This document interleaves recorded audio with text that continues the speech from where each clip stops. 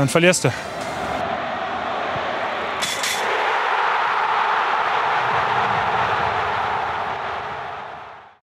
Der Rückrundenauftakt am gestrigen Abend war ein ernüchternder für Borussia Dortmund. Obwohl man in der ersten Halbzeit einen Rückstand drehen konnte und weitere gute Chancen hatte, muss man sich am Ende der 90 Minuten mit 2:4 geschlagen geben. Damit hallo und herzlich willkommen zu unserem Spieltagsrückblick. Erstmals seit 2004 verliert der BVB wieder am 18. Spieltag ein Spiel. Wie Marco Reus, Mats Hummels und Co. das Spiel erlebt haben, seht ihr jetzt. Ich glaube, wir haben hier ein wirklich gutes Fußballspiel gesehen von beiden Mannschaften und lassen halt 3 Standardgegentore zu. Dann verlierst du.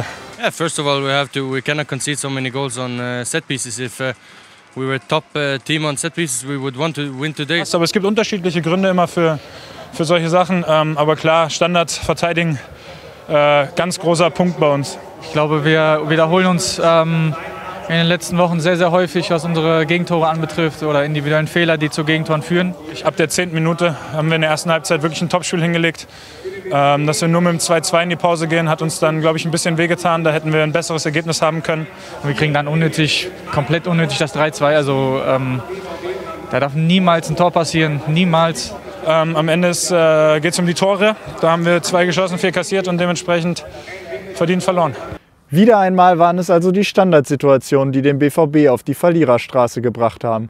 Die Spieler waren nach dem Spiel verständlicherweise enttäuscht.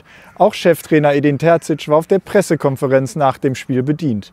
Er hat aber auch positive Anknüpfungspunkte für das Spiel seiner Mannschaft gesehen. Ja, es war lange Zeit ein Spiel auf Augenhöhe, wo wir sehr viele Rückschläge verarbeiten mussten, hatten dann sofort in der Anfangsphase, gab es durch die Entscheidung immer wieder so einen kleinen Break, aber sobald der Ball im Spiel war, war es sehr intensiv.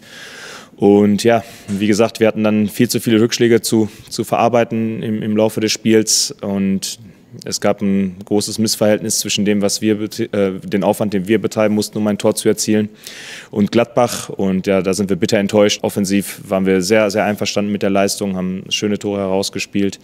Aber am Ende ist es jetzt das 3. Spiel, das wir durch Standardsituationen aus der Hand geben, nach Köln und Union Berlin. Und das ist natürlich sehr, sehr enttäuschend. Das waren jetzt keine guten Ergebnisse in den letzten 6 Tagen mit einem Punkt. Damit sind wir natürlich nicht zufrieden bei den Ansprüchen und bei der Qualität, die wir da haben. Im Spiel gegen Mainz und auch gegen Leverkusen hatten wir so in der 70. Minute eher so das Gefühl, dass wir das Spiel auf unsere Seite ziehen können und entscheiden können. Das war heute halt nicht der Fall. Und natürlich haben wir auch wieder gute Sachen, an denen wir uns festhalten und orientieren möchten. Das Gute an der Sache ist, es sind noch so viele Spiele vor uns, dass wir dann noch sehr, sehr viele Punkte holen können. Und damit fangen wir am besten nächste Woche dann an gegen Augsburg. Mit Edins Worten wollen wir jetzt auch den Deckel drauf machen auf die Partie gegen Gladbach. Auf den BVB wartet eine intensive Trainingswoche vor dem Heimspiel gegen den FC Augsburg. Und da hat die Mannschaft von Edin Terzic auch noch was gut zu machen aus dem Hinspiel. Wir verabschieden uns aus Dortmund, wünschen euch noch ein schönes Wochenende und bleibt gesund.